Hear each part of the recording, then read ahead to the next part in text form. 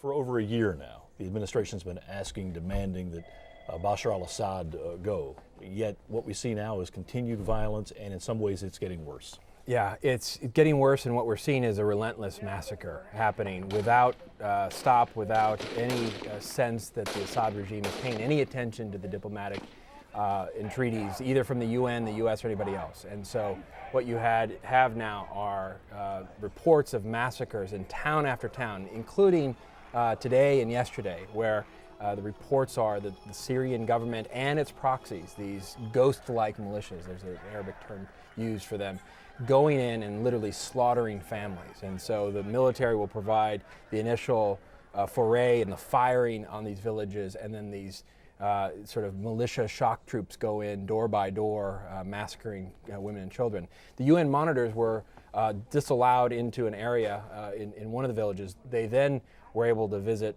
another, which was in essence a ghost town.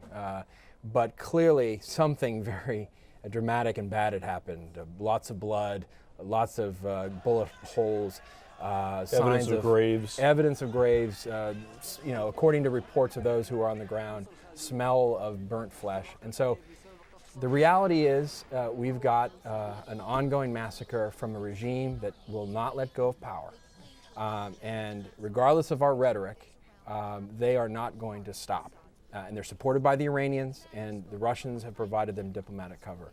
And in some ways, we've made the situation worse because we've put ourselves in a box. In the first instance, we've put the Russians in the driver's seat. We've made the UN the arbiter of what's legitimate or not in terms of intervention. The Russians then dictate that. And the Russians are allied with Syria and the Assad regime. They have a naval base there. They don't want to lose their one foothold in the Middle East that gives them influence.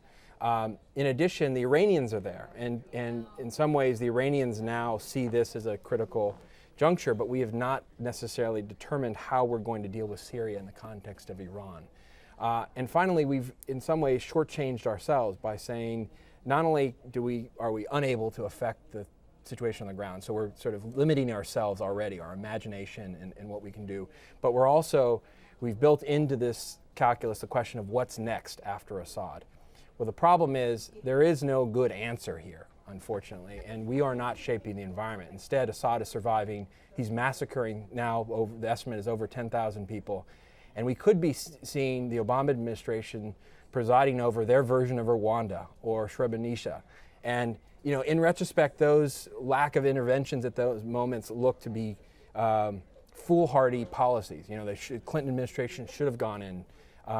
In retrospect, in hindsight, it's 2020. At the time, it seemed like a good reason, there were good reasons not to go in. Same thing with Syria. And so I just wonder, both from a humanitarian standpoint and a strategic standpoint, whether or not we've fully thought this through. And I think what we're witnessing is what we're going to witness for weeks to come, which is the Assad regime surviving by killing. It's just ugly. It's horrible across the board. Just quickly, before we leave the topic, what's the game changer there? Does it take Russia pulling all support? I mean, do they have to be more aggressive in opposing what Assad's doing there?